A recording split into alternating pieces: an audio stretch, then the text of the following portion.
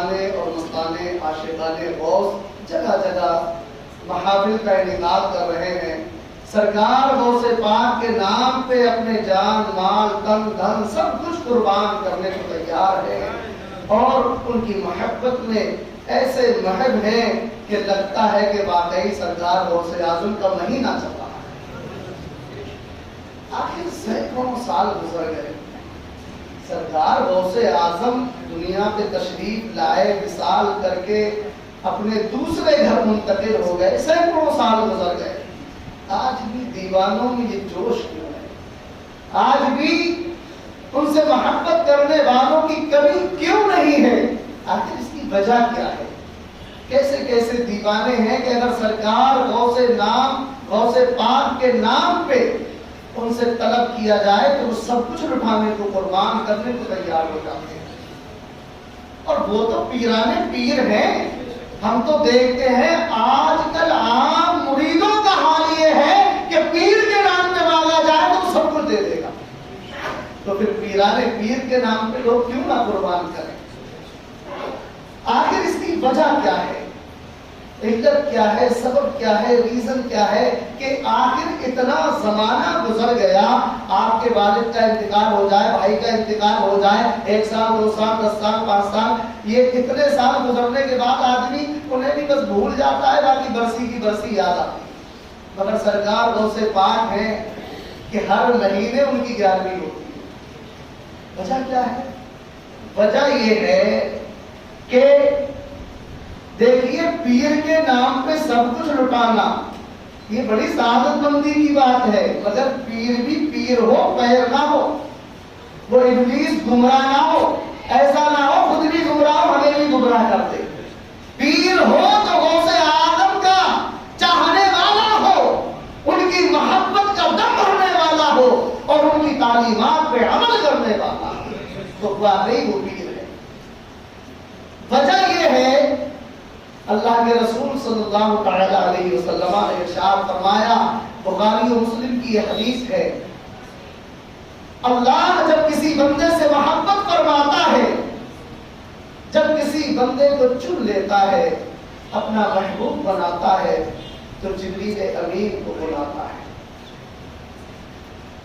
اللہ کے رسول نے کیا فرمایا؟ جب اللہ کسی بندے سے محبت کرتا ہے تو جبریل امین کو بلاتا ہے, ارشاد فرماتا ہے اے جبریل میں فلاں بندے سے محبت کرتا ہوں, اے جبریل میں فلاں بندے سے محبت کرتا ہوں. گویا کہ جبریل امین زبان حال سے عرض کرتے ہیں اے مولا تو محبت کرتا ہے میں سمجھ گیا, مگر میرے لیے حکم کیا ہے, رب کا حکم ہوتا ہے. ارشاد فرماتا ہے اے جبریل میں فلاں سے محبت کرتا ہوں, تو بھی اس سے محبت کرنے لگ جا. اے جبریل میں اس سے محبت کرتا ہوں, تو بھی اس سے محبت کر. آگے حکم ہوتا ہے اے جبریل اب جا, تو بھی محبت کرنے لگا, میں محبت کرواتا ہوں. سید الملائکہ جبریل امین محبت کرنے لگ گئے ہیں. اب آسمانوں میں ندا کر دے کہ فلاں بندے سے اللہ محبت فرماتا ہے, اور جبریل امین ندا کرتے ہیں, اعلان عام ہوتا ہے, آسمانوں کے فرشتوں کو بتا دیا جاتا ہے کہ فلاں بندے سے اللہ رب العزت محبت فرماتا ہے. اب جب فرشتے دیکھتے ہیں ہمارا رب, ہمارا مالک, ہمارا خالق فلاں بندے سے محبت کرتا ہے, سید الملائکہ جبریل امین فلاں بندے سے محبت کرتے ہیں, تو سارے آسمانوں کے فرشتے بھی محبت کرتے لگتے ہیں. اب اللہ بھی محبت فرماتا ہے, جبریل بھی محبت کرتے ہیں, آسمانوں کے سارے فرشتے محبت کرتے ہیں. اللہ کے رسول نے فرمایا اس کے بعد اس کے لیے دنیا میں مقبولیت رکھ دی جاتی ہے. یعنی مطلب یہ ہوا کہ آسمانوں والے جب محبت کرنے لگتے ہیں تو اللہ رب العزت اپنے اس خاص بندے کی محبت دنیا کے لوگوں کے دلوں میں ڈال دیتا ہے, اور دنیا کے لوگ بھی, دنیا میں رہنے والے بھی اس بندے سے محبت کرنے لگ جاتے ہیں. یہی وجہ ہے کہ سینکڑوں سال گزر گئے مگر سرکار غوث اعظم کی محبت ہمارے دلوں میں کم نہیں ہے, دن بدن بڑھتی ہی جاتی ہے. کیوں؟ اس لیے کہ وہ محبت ہم نے کی نہیں ہے، بلکہ وہ محبت تو ہم سے کرائی جاتی ہے۔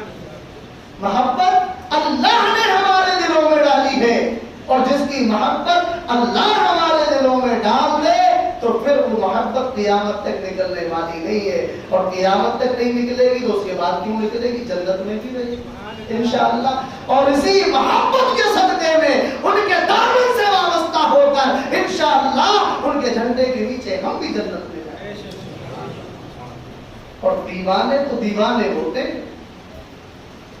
گجرات کے اندر ایک گاؤں پتیانہ پڑتا ہے، اس گاؤں کا ایک واقعہ، وہاں کی ایک حکایت میں نے ایک کتاب میں پڑھی۔ صاحب کتاب فرماتے ہیں کہ وہاں پر غوث پاک کا ایک دیوانہ رہا کرتا تھا۔ سرکار غوث اعظم کی ظاہری حیات کا واقعہ نہیں ہے، یہ بہت بعد کا، ابھی جلدی کا واقعہ ہے۔ 100 سال سے بھی پہلے کا ہی واقعہ ہوگا، 50 سال 60 سال یا 40 سال 30 سال ایسے گزرے ہونے۔ حکایت میں نے پڑھی، دل بار بار ہو گیا کہ واقعی سرکار غوث اعظم سے محبت کرنے کا یہ بہت بڑا صلہ ہے۔ فرماتے ہیں ایک دیوانہ رہتا تھا، سرکار غوث اعظم کے گن گاتا تھا، ان کی محفلوں کا انعقاد کرتا، ایک گیارہویں شریف کا اہتمام کرتا، سرکار غوث اعظم کے نام پہ مال و سر کو خرچ کرتا، راہ خدا میں خوب خرچ کیا کرتا، ایصال ثواب کیا کرتا، سیادات کرام کا ادب و احترام کرتا، سیدوں کا کوئی بچہ بھی اگر اسے نظر آ جاتا اپنی گود میں اٹھا لیتا، اپنے کانوں پہ بٹھا لیتا اور گلی گلی گھماتا، کبھی ٹافی دلواتا، کبھی شیرینی دلواتا۔ وہ کیوں کہ غوث اعظم کا دیوانہ تھا، سید عبد القادر کا دیوانہ تھا۔ اب سرکار غوث پاک کے نام پہ سب کچھ اپنا قربان کرنے کو تیار ہے، سب کچھ لٹانے کو تیار ہے، ان کے لیے فوراً ایصال ثواب کرتا ہے، جس کی مدد کی ضرورت ہے ان کے نام پہ مدد کر دیتا ہے۔ دیوانگی کا حال یہ ہے، مگر اس کا ایک دن اچانک انتقال ہو جاتا ہے۔ انتقال ہوا، گھر والے سوگوار جو تھے، جو رونے دھونے والے چارپائی کے پاس بیٹھ گئے، عزیز و اقارب آ گئے، میت کو گھیر لیا، چادر ڈال دی گئی، اب میت رکھی ہوئی ہے، چاروں طرف سے جو سوگوار ہیں، جو گھر والے ہیں، جو خاندان پریوار والے ہیں، جو وہاں پہ موجود تھے، اس چارپائی کے پاس بیٹھے ہوئے تھے۔ اس وقت دیکھنے والی نگاہوں نے دیکھا تھا کہ وہ غوث پاک کا دیوانہ انتقال کر گیا، چادر ڈال دی گئی، رونے والے رو رہے ہیں، اسے یاد کر رہے ہیں، مگر اچانک چادر ہٹاتا ہے اور وہ دیوانہ اٹھ کر کے بیٹھ جاتا ہے۔ اب ایسے حال میں آدمی ڈر ہی جائے گا، ایک مردہ اگر اچانک اٹھ کے بیٹھ جائے تو سامنے والا ضرور ڈرے گا۔ جتنے لوگ بیٹھے تھے دور دور ہٹ گئے۔ اب جو ہے دیوانہ کہتا ہے ارے لوگوں ڈرو نہیں، میرے پاس آ جاؤ۔ لوگ سمجھنے لگے پتہ نہیں کیا ہو گیا، آخر یہ اٹھ کے کیسے بیٹھ گیا، یہ تو انتقال کر چکا تھا۔ اس دیوانے نے کہا لوگوں سنو، قریب آؤ، ڈرنے کی ضرورت نہیں ہے، میں تو غوث پاک کا دیوانہ ہوں، مجھ سے کیسا خوف ہے، مجھ سے کیوں ڈرتے ہو؟ اب کہنے لگا کہ ابھی تھوڑی دیر پہلے میرے 11ویں والے آقا پیر پیرا میر میرا غوث سمدانی محبوب سبحانی قطب ربانی قندیل نورانی شہباز مکانی پیر اعظم غوث اعظم دستگیر شیخ محی الدین عبد القادر جیلانی میرے خواب میں نہیں بلکہ میرے پاس تشریف لائے اور ٹھوکر مار کر کے فرمانے لگے ارے میرا دیوانہ ہے، توبہ کیے بغیر مر کیسے گیا، اٹھ جا اور توبہ کر لے۔ اس کے بعد توبہ کیے بغیر مر کیسے گیا، اٹھ پہلے توبہ کر، اس کے بعد مرنا ہے۔ وہ مردہ اٹھ گیا، اپنے گناہوں سے توبہ کی اور توبہ کرنے کے بعد اس کا سر ایک طرف ڈھلک گیا، انتقال کر گیا۔ کیوں؟ اس لیے کہ سرکار غوث اعظم فرماتے ہیں میرے رب نے مجھ سے یہ وعدہ کر لیا ہے عبد القادر جو بھی تیرا دیوانہ تیرا مرید ہوگا توبہ کیے بغیر وہ مرے گا نہیں، پہلے وہ توبہ کرے گا گناہوں سے اور اس کے بعد وہ دنیا سے جائے گا تاکہ گناہوں سے پاک و صاف ہو جائے اور میں اپنے عبد القادر کے مرید کو جنت میں داخل کروں۔ یہ ایک تحفہ ہے گویا کہ सरकार गौसे आजम के दीवानों के लिए, और इसीलिए तो हम मोहब्बत करते हैं गौसे आजम से। हमारे आमाल इस लायक नहीं है, हमारी नमाजों पे हम भरोसा नहीं कर सकते, मगर इंशाअल्लाह उम्मीद है कि नमाजें भी पढ़ें, तालीमाते रसूल पे, तालीमाते गौसे आजम पे अमल करते रहें, उनके दीवाने बनकर के जिंदगी गुजारें, उनकी मोहब्बत में जिंदगी गुजारें, तो इंशाअल्लाह हमारा और कोई अमल काम आए ना आए, मगर अल्लाह अपने रसूल और रसूल के चाहने वाले अब्दुल कादिर जीलानी बगदादी के सदक़े में हमारी बख्शिश जरूर फरमाते हैं। अल्लाह ने ये वादा फरमाया, अब्दुल कादिर तेरा कोई मुरीद तौबा किए बगैर नहीं मरेगा।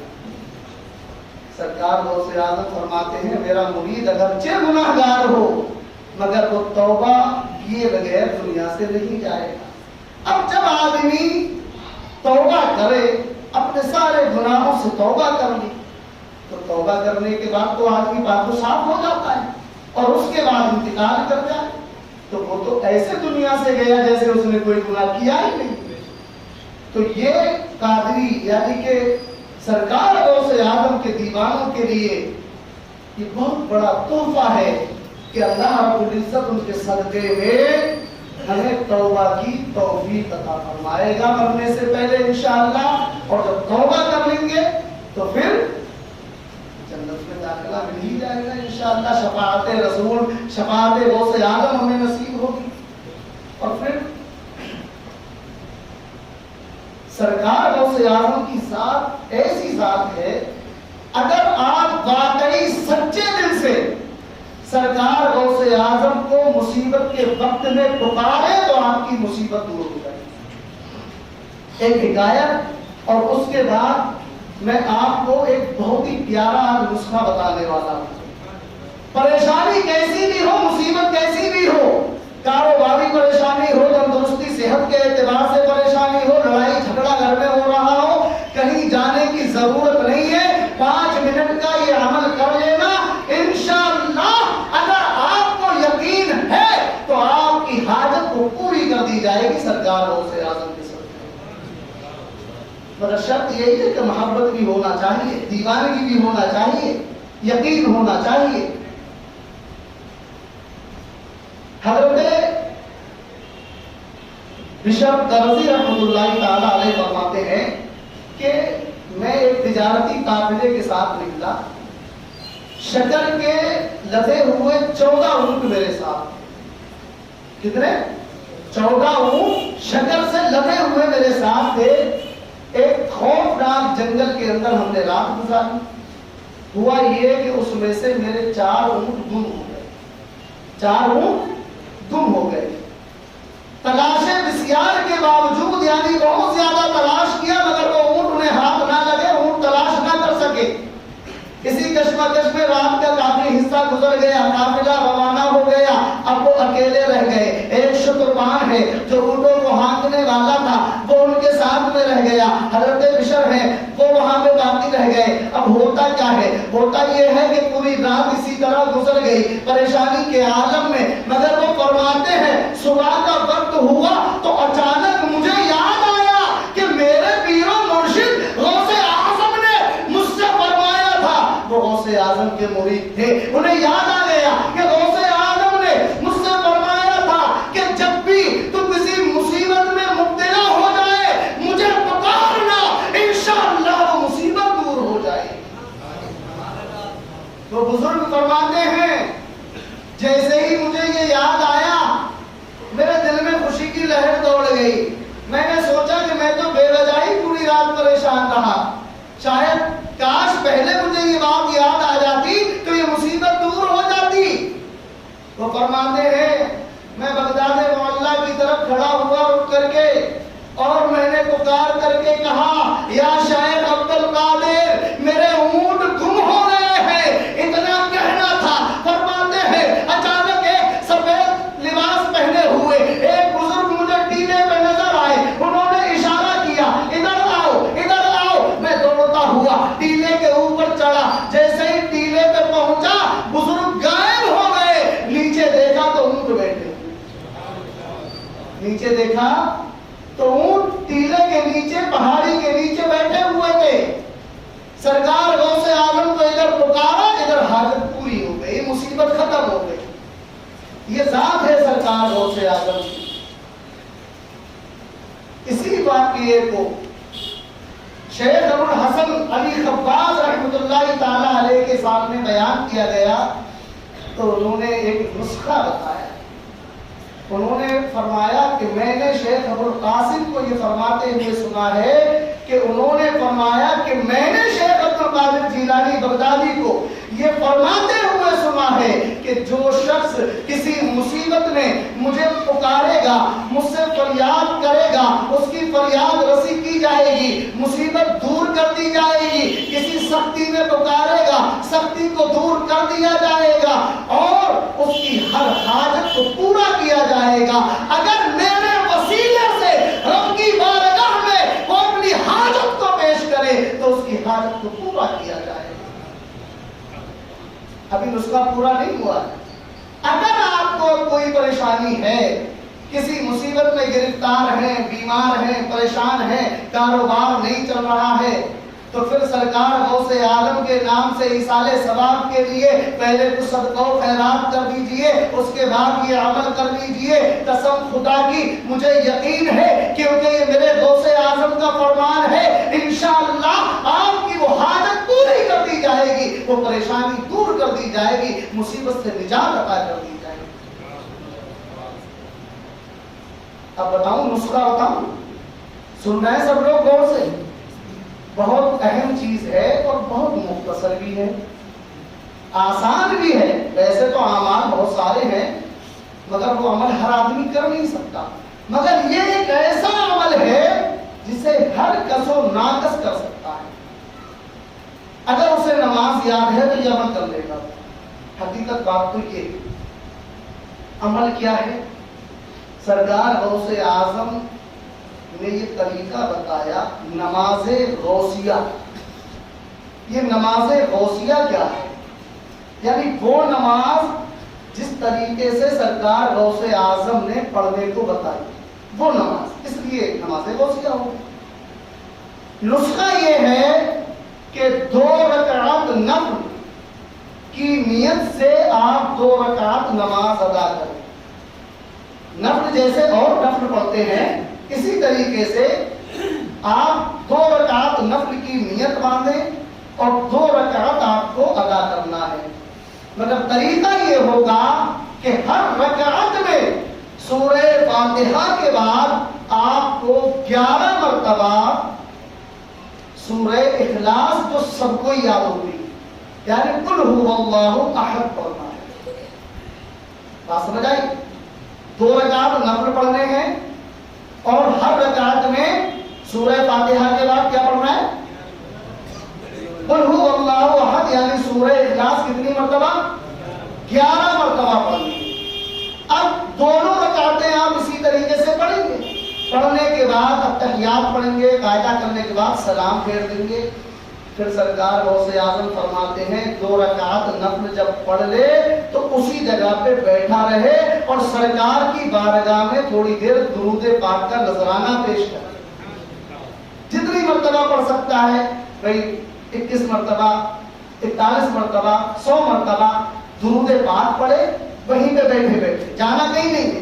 जैसे बैठा था बैठा रहे, दुरूद पाक पढ़े और दुरूद पाक पढ़ने के बाद बगदाद मोहल्ला की तरफ अपनी जगह से खड़ा हो जाए और खड़े होकर 11 कदम बगदाद शरीफ की तरफ चले और मेरा नाम पुकारे और अपनी हाजत को पेश करे। इंशाअल्लाह उसकी हाजत रवाई की जाए। कैसे करेंगे? दुरूद पढ़ ली, नफिल पहले अदा कर ली, दुरूद पाक पढ़ते रहे, खड़े हुए, बगदाद मोहल्ला की तरफ चले। बगदाद मोहल्ला कहाँ है, किधर है? अरे यही कोई पूछ ही नहीं रहा, यही तो पॉइंट है भाई। बगदाद है जिधर, अब आपको जब पता ही नहीं है तो चलेंगे कहाँ? जब चलेंगे नहीं तो हाथ रवाई कैसे हो? बगदाद की सम किधर है? इधर है, इधर है, इधर या इधर?